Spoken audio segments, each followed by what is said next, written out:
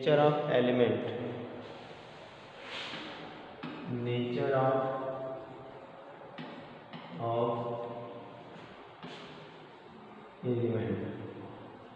Elements के nature क्या है। तो हमने पहले बताया था कि पी ब्लॉक में हमें metal, non metal and metalloid दोनों मिलते हैं, ठीक है ना।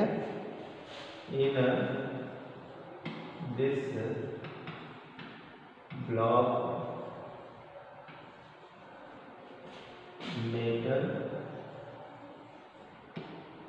Non metal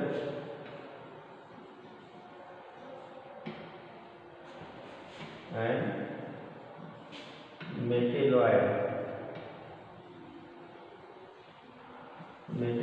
are found,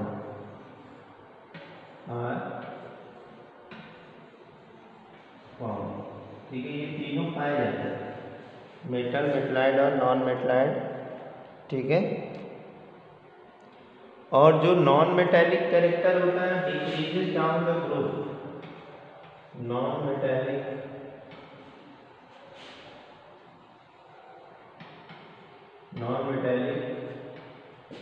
character decreases down the group, ठीक है, down the group, okay, down the group, understand, घट जाता है किसी भी ग्रुप में। डाउन द ग्रुप जाने पर मेटैलिक कैरेक्टर बढ़ेगा, नॉन मेटैलिक कैरेक्टर घट जाएगा, ठीक है। अब इसमें मेटेलॉइड्स कौन कौन से हैं, इस ग्रुप में मेटेलॉइड्स कौन कौन से हैं। इसमें मेटेलॉइड एक तो बोरॉन है, एक सिलिकॉन है, एक जर्मेनियम है, जी और आर्सेनिक एंटीमनी,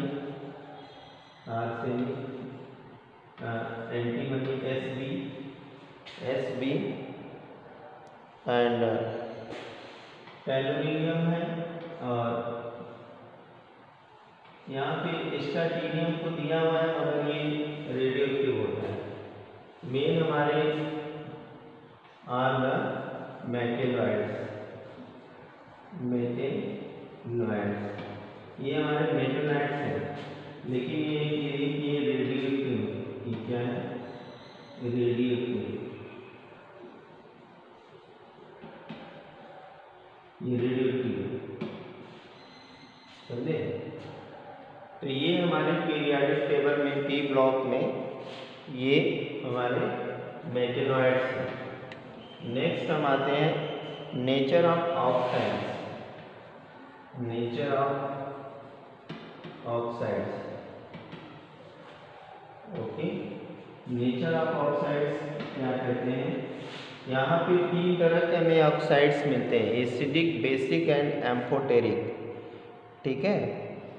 तो यहाँ पे जो oxides of non metal, oxides of non metal, oxides of non metal, oxides of non metal, ये क्या है, एसिडिक, ओके। और oxides of metal, oxides of metals, ये क्या है, बेसिक,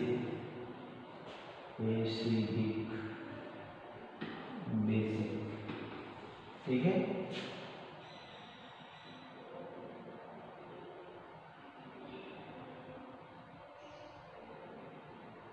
और किसी भी पीरियड में इन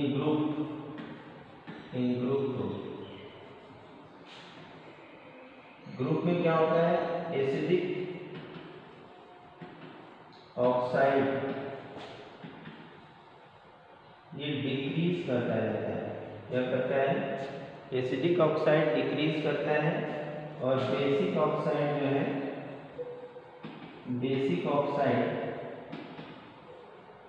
इंक्रीजेस, ठीक है।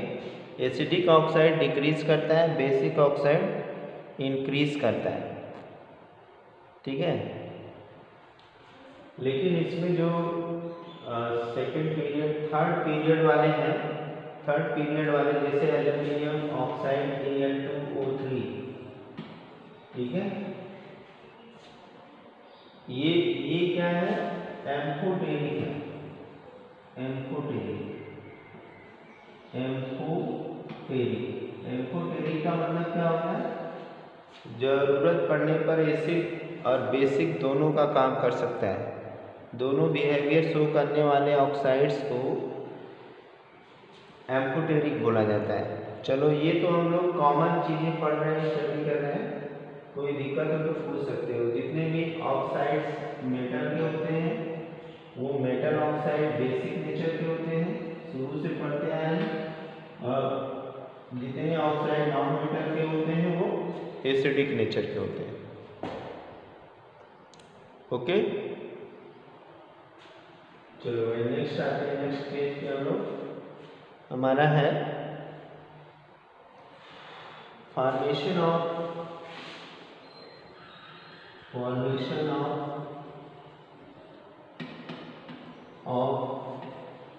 Anion,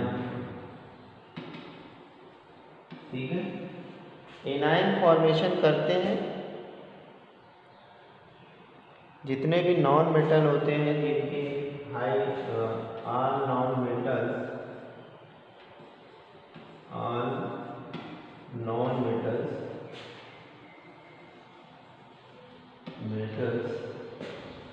have high ionisation enthalpy. Metal के कंपैरिजन में नॉन मेटल की आयनाइजेशन एंथैल्पी हाई होती है एंड हाई इलेक्ट्रोनेगेटिविटी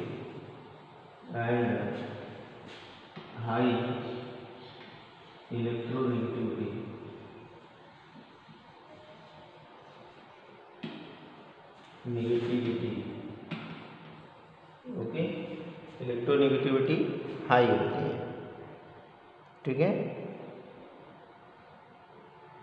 तो in comparison to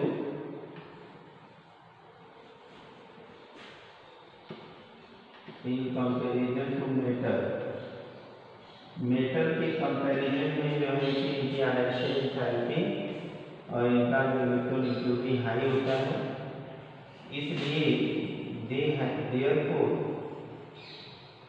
therefore they have tendency to form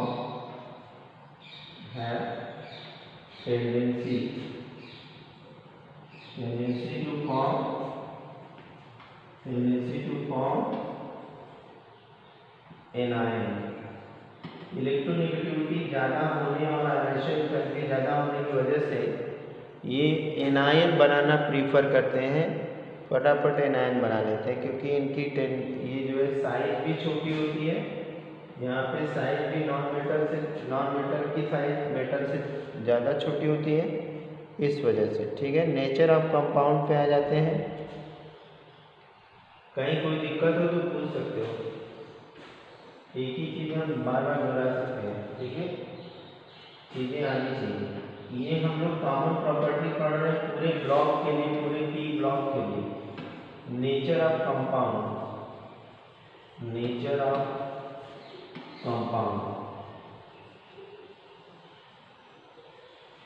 compound का या नेचर कैसा होगा, ठीक है, ये बताना है। तो यहाँ पे देखो आयनिक कंपाउंड कब बनता है, when highly electronegative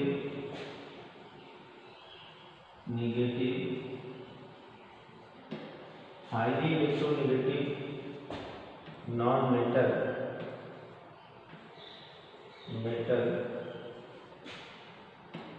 react with metal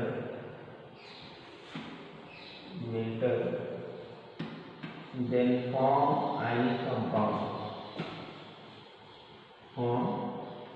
ionic compound, तब ये आयनिक कंपाउंड बनाते हैं। ठीक है, तब आयनिक कंपाउंड बनाते हैं। लेकिन अगर आपस में बॉन्डिंग कर लेते हैं, ठीक है, तो वहाँ पे कोवेलेंट कंपाउंड बना लेते हैं। when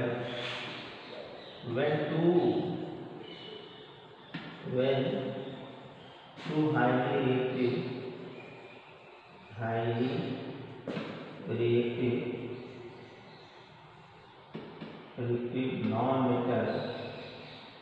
non-metal react to each other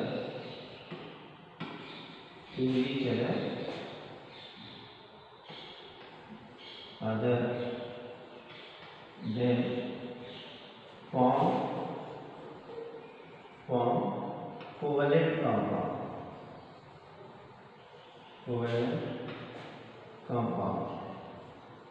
ठीक है, बॉन्डिंग के बेस पे हमने कंपाउंड को कैटेगराइज कर लिया। एक हमारा आयनिक कंपाउंड हो गया और एक हमारा कोवेलेंट कंपाउंड हो गया। आयनिक कंपाउंड कब बना? आयनिक कंपाउंड तब बना जबकि एक non metal highly reactive non metal से रिएक्शन करेगा, then ionic compound will be form. और जब एक नॉन मेटल से ही रिएक्शन करेगा तो वहाँ पे शेयरिंग ऑफ इलेक्ट्रॉन होगा, वहाँ इलेक्ट्रोनेगेटिविटी का डिफरेंस बहुत कम होगा, तो वहाँ पे जो कंपाउंड बनेगा वो कैसा होगा? वो कंपाउंड जो है कि हमारा कोवेलेंट होगा। ठीक है, ओके।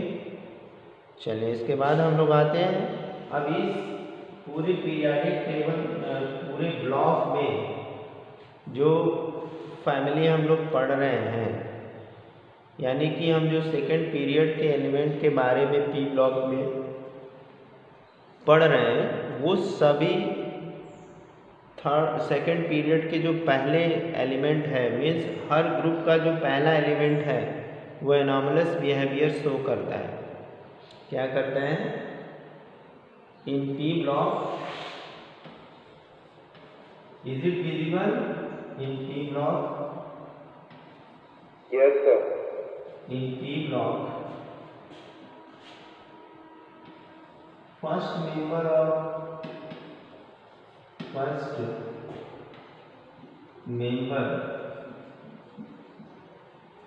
of each group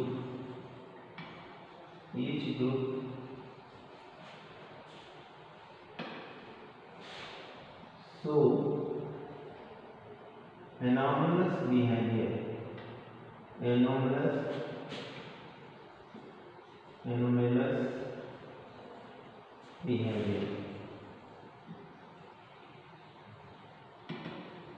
जितने भी हैं वो सब के सब एनॉमलस बिहेवियर कर सकते हैं, दिखाते हैं। जैसे एग्जांपल, बोरान भी शो करता है, कार्बन भी शो करता है, नाइट्रोजन भी, ऑक्सीजन भी और क्लोरीन भी।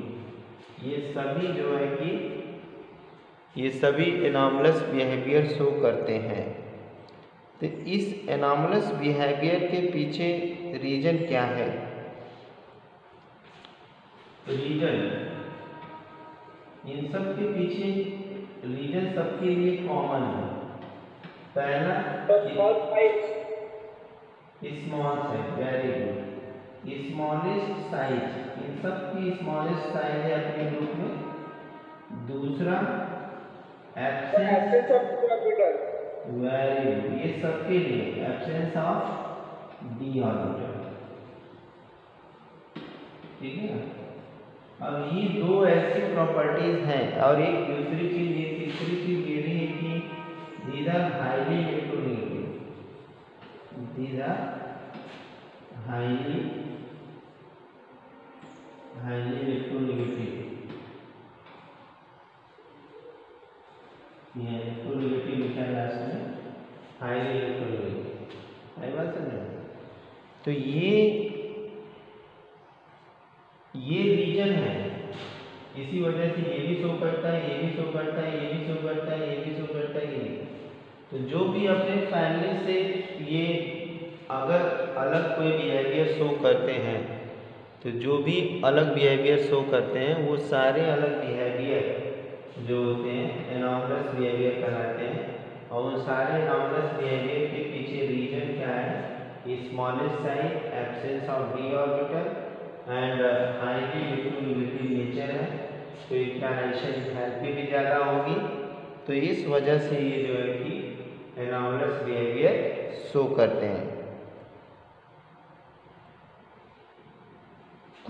तो स्टूडेंट हम लोग ये देखेंगे कि मैक्सिमम वैलेंसी जो है 4 से ज़्यादा जो है नहीं हो सकती है उन सारे एलिमेंट की जो कि एनॉमलस बिहेवियर शो करते हैं। जितने भी एनॉमलस बिहेवियर शो करते हैं उनकी वैलेंसी जो है कि 4 से ज़्यादा नहीं हो सकती है। ठीक है, अब इसके बाद हम लोग देखेंगे formation of pi pi bond. Formation of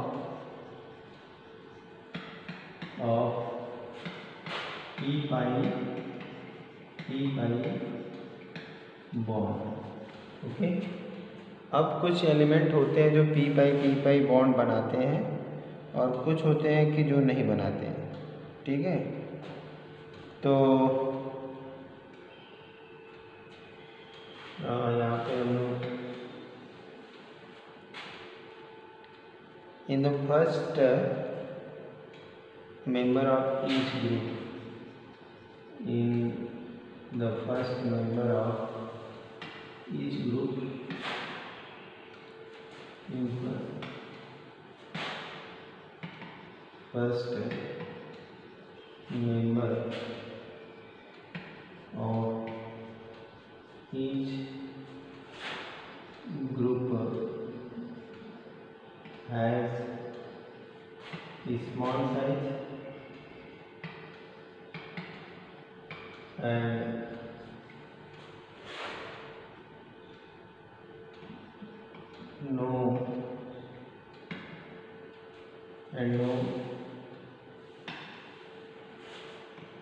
have no d orbital, have no d orbital,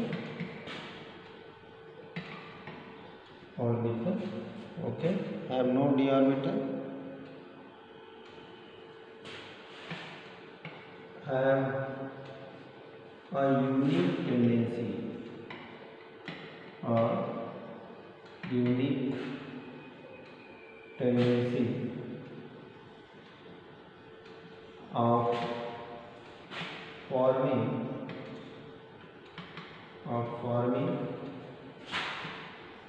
p pi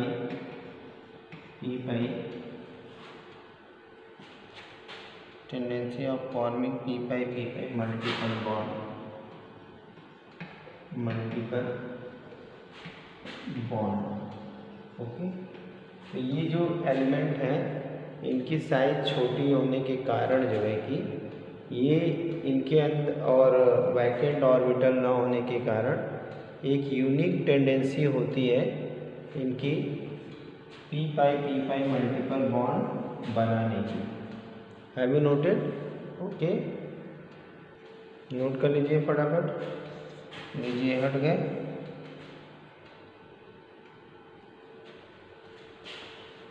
word यहाँ पे जोड़ देंगे itself.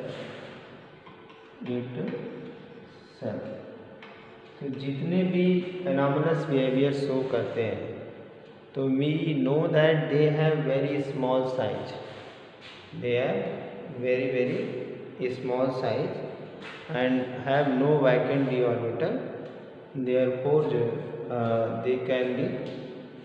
they have tendency to form multiple bond itself. Okay, now we will see next property. Here are some examples. You can see examples: carbon double bond, carbon triple bond, nitrogen double bond, oxygen double bond. Okay, ये क्या है? Then carbon nitrogen triple bond, nitrogen oxygen double bond. These are the multiple bond, tendency of forming multiple bond. In case of heavier metal,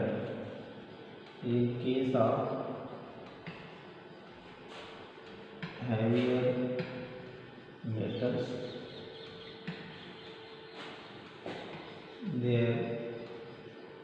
there are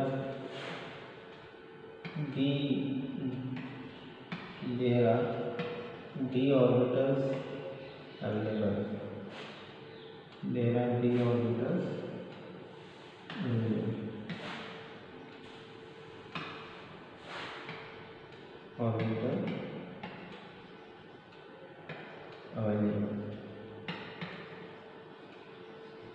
So they form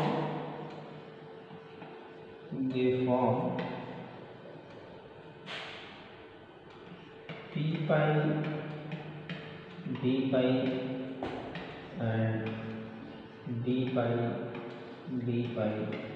bond. Okay, तो जितने heavy metal होते जाएंगे जहाँ पे d orbital available होगा, उस case में क्या होगा, उस केस में हमें इस तरह की बॉन्डिंग मिलेगी.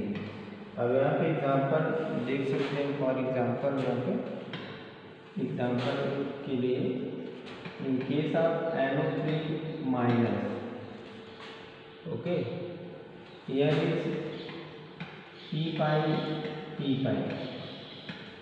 because both atoms have no d